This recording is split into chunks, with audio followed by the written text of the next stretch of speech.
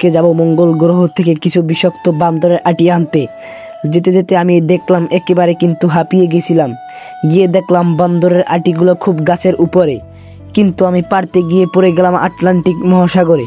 তারপরও কিন্তু থেমে থাকলাম না, একের পর এক চেষ্টা করতে লাগলাম। চেষ্টা করতে করতে অনেকক্ষণ যাবৎ অনেক চেষ্টা করলাম, তারপরও সফল হতে পারলাম না।